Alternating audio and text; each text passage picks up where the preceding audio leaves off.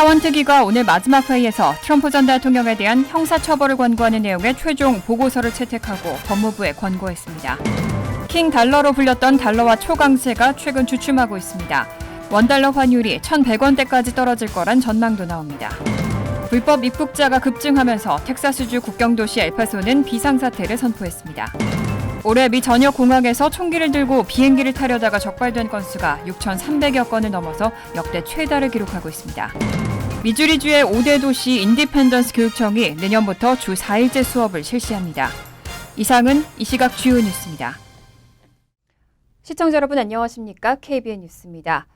그동안 하원특위는 트럼프 전 대통령의 극우 성향 지지자들이 벌인 16 의회 난입 사태를 조사해왔는데요. 오늘 마지막 회의에서 트럼프 전 대통령에 대한 형사처벌을 권고하는 내용의 최종 보고서를 채택하고 법무부에 권고했습니다.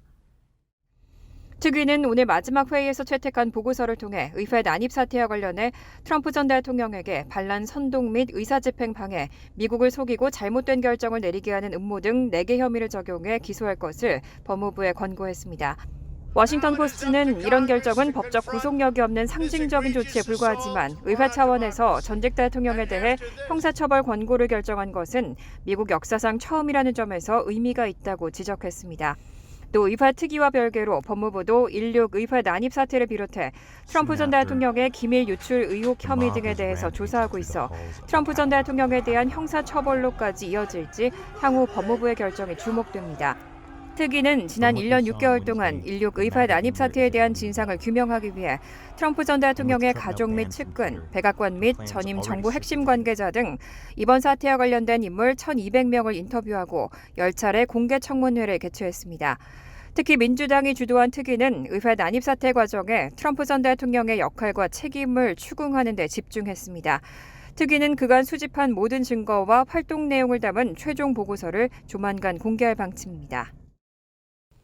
킹 달러로 불렸던 달러와 초강세가 최근 주춤하고 있습니다.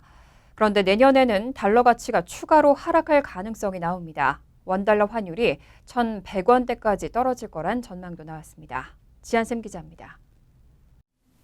블룸버그 산하경제연구소인 블룸버그 인텔리전스는 스티븐 추 수석 전략가 등이 내년 아시아권 통화 전망 관련 보고서를 통해 내년에는 원달러 환율이 1,100원대까지 떨어질 수 있다고 전망했습니다. 엔화, 유로화 등 주요 6개국 통화 대비 달러 가치를 나타내는 달러 지수는 9월 말 114.778까지 급등해 20년 만에 최고치를 찍었고 최근에는 104 부근에서 움직이고 있습니다. 하지만 보고서는 내년에 인플레이션이 진정되고 연방준비제도가 기준금리 인상을 중단한 뒤 필요에 따라 금리 인하까지 고려할 경우에는 달러 지수가 100 아래로 내려갈 가능성이 있다고 예상했습니다. 하지만 연준은 이번 달 기준금리를 4.25에서 4.5%로 0.5%포인트 올리면서 물가 상승률이 2% 목표치를 향해 지속해서 내려간다고 확신할 때까지는 금리 인하를 고려하지 않을 것이라고 밝힌 바 있습니다. 때문에 이번 보고서의 전망은 연준의 발표와는 결이 다른 것이지만 금융시장에서는 연준의 매파적인 입장에도 불구하고 내년에 성장이 둔화하면 결국 금리를 내릴 수밖에 없을 것이라는 의견이 우세합니다. 보고서는 경기 침체나 지정학적 위기 고조 등이 부각될 경우 일시적으로 달러 강세 요인이 될 수 있다면서도 세계 경제 회복세가 뚜렷해질 경우 달러 지수는 지속해서 떨어질 것으로 예상했습니다. 특히 보고서는 원화가 세계 증시의 기술주 흐름과 높은 상관관계를 갖고 있다고 지적하고 금리 인상이 마무리되면 기술주가 오르면서 삼성전자 등의 종목에 외국인 자금이 들어올 가능성이 있다고 전망했습니다.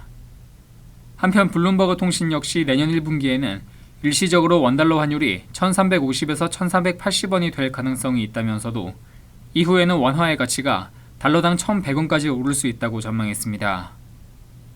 KBN 뉴스 지한샘입니다. 주택시장의 팬데믹 호황은 막을 내렸습니다. 하지만 그 끝은 2008년 부동산 위기였던 서브프라임 모기지 사태와는 전혀 다를 것이라는 전망이 나옵니다. 주택시장의 팬데믹 호황은 막을 내렸습니다. 하지만 월스트리트저널은 금융 시스템의 붕괴로 이어질 뻔했던 지난 2008년 서브프라임 모기지 사태 위기를 거울 삼아 모기지 시장을 개혁하고 대출 건전성을 높인 덕분에 그때와 같은 위기가 그대로 반복될 가능성은 작다고 진단했습니다. 2008년 금융위기 전까지만 해도 은행과 대출기관들은 모기지 신청자의 소득을 제대로 확인하지 않았지만 지금은 신청자에게 갚을 능력이 있다는 사실을 입증할 수많은 근거 자료를 요구하고 있습니다. 정치권에서도 2008년 이후 도드-프랭크법으로 불리는 금융개혁법을 통해 금융 리스크를 줄였고 규제 당국은 상환 능력이 부족한 채무자에게도 대출을 허용하는 파생 상품들을 없앴기 때문입니다. 코로나19 사태 이후 부동산 가격이 크게 오르고 다운페이먼트 비율이 높아진 것도 금융시장의 방파제 역할을 할 수 있다는 전망이 나옵니다. 지난 2020에서 21년에는 주택 매물을 둘러싼 수요자들 간의 경쟁이 워낙 치열했고 초기에 납부하는 현금 비율을 높여 집을 산 매수자들이 많았는데 이 덕분에 전체 집값에서 대출 비율이 낮아지는 효과가 생겼다는 설명입니다. 부동산 데이터 회사 코어로직에 따르면 지난 2006년에서 2009년 사이 미국의 집값은 28% 급락해 1,100만 가구가 집값이 모기지 대출 원금보다 낮아지는 언더워터 모기지 상태에 빠졌지만 이번에는 집값이 40에서 45%는 폭락해야 같은 규모의 언더워터 모기지가 발생하는 것으로 추산됐습니다. 코로나19 사태로 트럼프 전 행정부가 도입한 타이틀 42 코로나19 추방제도가 오는 21일 종료됩니다. 불법 입국자가 더 급증할 것으로 예상되면서 텍사스주 국경도시 엘페소는 비상사태를 선포했습니다. 민주당 소속 오스카리서 엘페소 시장은 지난 17일 코로나 추방제도를 규정한 타이틀 42 행정명령이 곧 종료됨에 따라 비상령을 발동했습니다.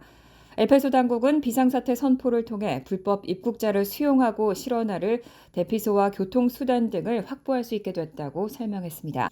타이틀 42는 코로나19 확산 초기인 2020년 3월 트럼프 전 행정부가 도입한 정책으로 육로 국경을 무단으로 넘은 불법 입국자를 멕시코로 즉시 추방할 수 있도록 했습니다.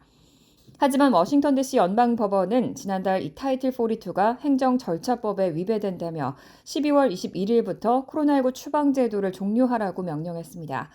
코로나 추방제도가 효력을 상실하면 불법 입국자들은 미국에 망명을 신청한 뒤 허용 여부가 결론날 때까지는 체류할 수 있습니다. 때문에 최근 멕시코에서 국경을 넘은 중남미 출신 불법 입국자들은 국경 순찰대 요원들을 제발로 찾아가 망명을 신청하고 있습니다. 이들은 현재 보호시설로 이송됐고 일부는 엘페소 거리에서 노숙하고 있는데 당국에 따르면 최근 유입된 불법 입국자는 하루 평균 2,500명이고 추방제도가 종료될 경우 5,000명을 넘길 것으로 예상됩니다. 올해 미 전역 공항에서 총기를 들고 비행기를 타려다가 적발된 건수가 지난 16일 기준 이미 6,300여 건을 넘어섰습니다. 역대 최다 기록입니다. 지난 16일 교통안전청은 올해 들어 공항 보안 검색대에서 총기 6,301정을 발견했다고 밝혔습니다. 특히 이 가운데 88%는 장전된 상태였습니다. 올해 적발 건수는 이미 기존 최다 기록인 지난해 5,972정을 넘어섰고 연말까지는 6,600여 정에 달할 것으로 예상됩니다. 총기 적발은 2010년 1,123정을 기록한 이래 코로나19로 비행기 탑승이 급감한 2020년을 제외하고는 매년 늘고 있습니다. 교통안전청은 주와 지역 정부마다 총기 소지 관련법이 다르지만 비행기에 들고 타는 캐리언 가방에는 총기를 절대 넣을 수 없다고 설명했습니다. 특히 비행기의 화물칸에 싣는 위탁 수화물에는 총기를 넣을 수 있지만 장전하지 않은 채로 단단한 상자 안에 잠가 보관해야 하고 공항에 신고하는 등 관련 규정을 따라야 합니다. 또 교통안전청은 총기를 갖고 보안 검색대를 통과하려다 적발된 경우의 벌금을 14,950달러로 인상했다고 밝혔습니다. 그리고 공항에서 간소화된 보안 검색을 받을 자격이 최소 5년간 박탈되고 지역 법에 따라서는 사법당국에 체포될 수 있다고 덧붙였습니다. 데이빗 페코스케 교통안전청장은 탑승객이 보안 검색대에 총기를 가져오면 상당한 보안 자원을 소모하게 되고 교통안전에 잠재적 위협이 되며 탑승객 본인에게도 매우 큰 비용이 발생한다고 당부했습니다. 미주리주의 5대 도시 인디펜던스 교육청이 내년부터 주 4일제 수업을 실시합니다. 교직원과 스쿨버스 기사 등 구인난에 따른 조치인데 이미 25개 주의 1,600여 개 학교가 주 4일제 수업으로 전환했습니다. 이한마음 기자입니다. 지난 13일 미주리주 인디펜던스시 교육위원회는 2023-2024 학사연도부터 주당 수업 일수를 5일에서 4일로 축소하는 안을 표결에 붙이고 6대1로 최종 승인했습니다. 주 4일제는 유치원 가정부터 12학년까지 전 학년에 적용되고 화요일부터 금요일까지 나흘간 등교하는 대신 등교일 일정이 하루 35분씩 늘어납니다. 데일헐 교육청장은 방송 인터뷰에서 구인난 해결을 위해 내린 결정이라며 전국적으로 교사 부족 사태에 직면해 있을 뿐 아니라 교직원과 스쿨버스 운전기사 등 지원 인력을 찾기가 너무 어렵다고 말했습니다. 하지만 지난 8월 주 4일제 전환을 본격 추진하기 시작한 이후 지원자가 지난해 같은 기간과 비교해 40%나 증가했다고 밝혔습니다. 이어 수업이 없는 월요일을 자율학습의 날로 정하고 보충 수업이나 개별지도, 현장학습 등을 진행할 계획이라면서 코로나19 팬데믹 기간 학업이 뒤처진 학생들에게는 따라잡을 시간이 될 것이라고 기대했습니다. 교사들은 월요일에 출근할 의무가 없고 일할 경우에는 수당을 받게 되며 교육청은 초등학교 시설에서 하루 30에서 45달러의 유료 보육 서비스를 제공할 예정입니다. 헐 교육청장은 미주리주 518개 교육청 가운데 140곳 이상이 이미 주 4일제로 전환했고 인근 콜로라도주의 경우는 전체 학군의 70%가량이 주 4일제를 운영하고 있다고 말했습니다. 한편 전 미주 의회 의원연맹은 현재 25개 주 550개 교육청 산하 약 1,600개 학교가 주 4일제를 운영하고 있고 콜로라도, 뉴멕시코, 오리건, 아이다호, 사우스 다코타주의 경우 전체 교육청의 20% 이상이 주 4일제를 도입했다고 전했습니다. KBN 뉴스 이한마음입니다. 트리플데믹으로 보건당국이 백신 접종을 홍보하는 데 주력하고 있습니다. 질병통제예방센터는 오미크론 변이에 대한 개량형 백신 부스터샷이 노령층의 입원율을 80% 이상 낮춰준다는 연구 결과를 발표했습니다. 질병통제예방센터가 지난 16일 발표한 연구 결과에 따르면 최신 오미크론 부스터샷은 백신을 접종하지 않은 65세 이상의 입원을 예방하는 데 84% 효과적인 것으로 나타났습니다. 오미크론을 겨냥한 개량형 백신이 아닌 기존 백신을 2회 접종한 노령층의 입원율은 73% 낮췄습니다. 이번 연구는 오미크론 BA.5와 이보다 훨씬 더 면역 회피적인 BQ.1 그리고 BQ.1.1 변이가 창궐한 지난 9월에서 11월 중위 연령 76세 이상 고령층 약 800명을 분석 대상으로 실시됐습니다. 18세 이상 성인 15,000명을 대상으로 한 대규모 연구에서는 오미크론 부스터샷이 입원 예방에 57% 효과를 보였고 기존 백신을 맞은 사람들에 비해 38% 더 보호 효과가 있었습니다. CDC의 이전 연구는 부스터샷이 대부분의 연령대에서 가벼운 질병을 예방하는 데 50% 미만의 효과가 있다는 것을 발견했었지만 그동안 공중보건 전문가들은 입원을 예방하는 데 백신이 더 높은 효과가 있을 것으로 여겨왔습니다. 아시시자 백악관 코로나19 대응 조정관은 현재 코로나19 사망자의 대부분은 개량형 백신을 맞지 않았거나 돌파 감염이 있을 때 치료를 받지 못한 노령층이라면서 새로운 백신을 맞을 것을 독려했습니다. 현재 바이든 행정부는 요양원에서 백신 접종을 늘리기 위한 캠페인을 시작하고 있습니다. 현재 요양원 입소자 가운데 개량형 백신을 맞은 비율은 50%에도 미치지 않고 있습니다. 뉴욕주에서도 독감이 빠르게 확산하고 있습니다. 뉴욕주 보건국은 연방정부에 독감 치료제인 타미플루 비축분을 지원해달라고 요청했습니다. 지난 16일 뉴욕주 보건국은 올겨울 코로나19 바이러스와 독감 바이러스, 호흡기 세포 융합 바이러스 등 세 가지 호흡기 질환이 동시에 대유행하는 일명 트리플데믹이 현실화하는 가운데 특히 최근에는 독감이 빠르게 확산하면서 연방보건복지부에 타미플루 비축분 지원을 요청했고 승인을 받았다고 밝혔습니다. 독감 확산이 대유행 수준에 도달할 경우 즉시 타미플루를 공급하도록 하기 위한 조치입니다. 주 보건국 자료에 따르면 지난주 10일까지 독감으로 병원에 입원한 환자는 2,465명으로 전주와 비교해 무려 58% 급증했습니다. 올해 독감 시즌 시작 후 지난주까지 10주 동안 독감 감염자는 퀸즈 5,409명, 브루클린 4,918명, 브롱스 4,899명, 맨하탄 2,334명, 스태튼 아일랜드 780명 등 뉴욕시 5개 보로를 포함해 뉴욕주 전체에서 52,940명을 기록했습니다.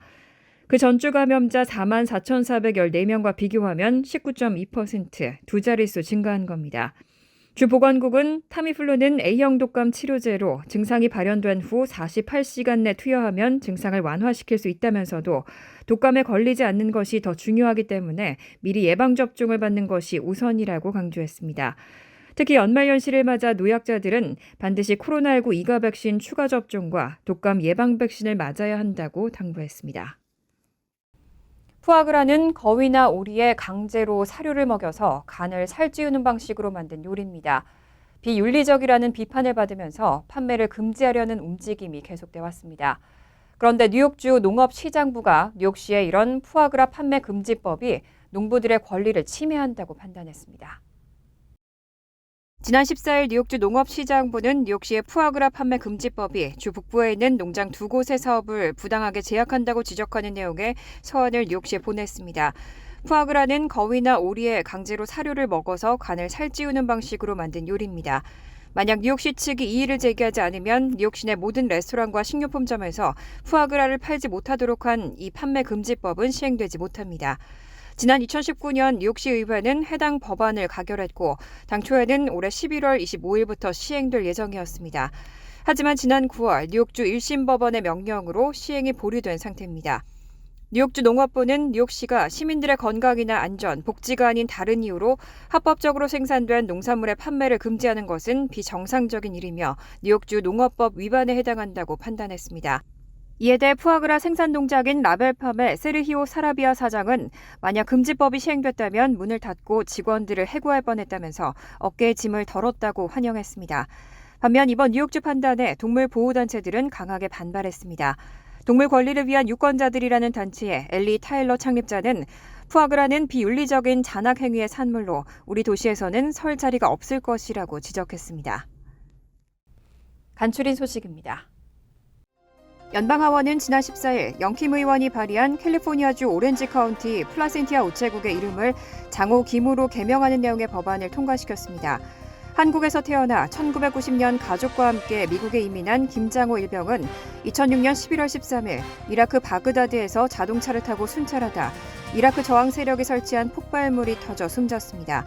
영킴 의원은 김 일병은 이른 나이에 우리를 떠났지만 그가 남긴 용기와 헌신은 그가 사랑하는 사람들과 그의 이야기를 나누는 사람들 안에 여전히 살아 숨쉰다며 미국이 자유를 누릴 수 있는 이유는 그들의 희생이 있었기 때문이라고 말했습니다. 애틀랜타의 한 아파트 단지에서 17일 총격전이 벌어져 10대 소년 2명이 숨지고 미성년자 3명이 부상당했습니다. 현지 경찰에 따르면 총격전으로 희생된 2명은 현장에서 사망한 것으로 확인됐고 나머지는 병원에 입원해 치료를 받고 있습니다.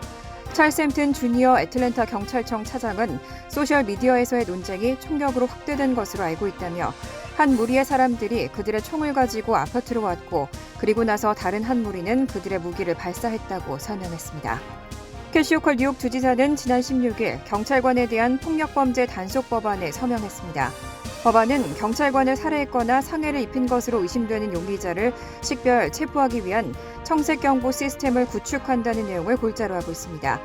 이 시스템은 실종 아동을 찾는 데 사용되고 있는 엠보 경보 시스템이 모델로 일반인들에게 경찰관 대상 폭력범죄 정보 및 용의자 정보를 제공하고 신고 및 제보를 유도하는 방식입니다. 청색 경보 시스템은 현재 27개 주가 구축하고 이미 가동 중에 있습니다. 뉴욕시 의회가 버스와 트럭의 공회전 방지를 한층 더 강화하는 규정을 추진합니다. 줄리 맨인 뉴욕시 의원이 발의한 관련 조례안에는 버스와 트럭의 공회전 위반 벌금을 현 $350에서 $1,000 이상에서 $2,000 이하로 최대 470% 이상 인상하는 내용이 담겼습니다. 두 번째 위반 시 벌금은 $2,000에서 $4,000, 세 번 이상 상습 위반 시 벌금은 $3,000에서 $6,000까지 급등합니다. 시의원 38명의 지지를 이미 확보한 이 조례안은 지난 15일 시의회 환경보호위원회 공청회까지 모두 끝마친 상태라 조만간 표결에 붙여져 통과될 전망입니다. 뉴욕시에서는 대기오염 방지법에 의거해 3분 이상 차량 공회전을 금지하고 있습니다.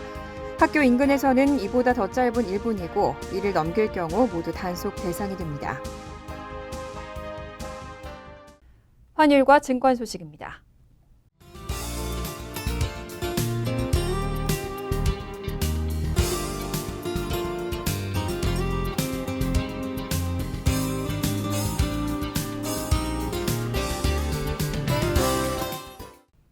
이어서 날씨입니다. 화요일은 화창하겠습니다. 낮 최고 기온은 39도, 섭씨 4도, 밤 최저 기온은 29도, 섭씨 영하 2도로 예상됩니다. 수요일 역시 화창하겠습니다. 목요일은 흐린 가운데 오후부터는 비가 내리겠습니다. 이상으로 KBN 뉴스를 마칩니다. KBN과 함께 즐거운 저녁 되시기 바랍니다.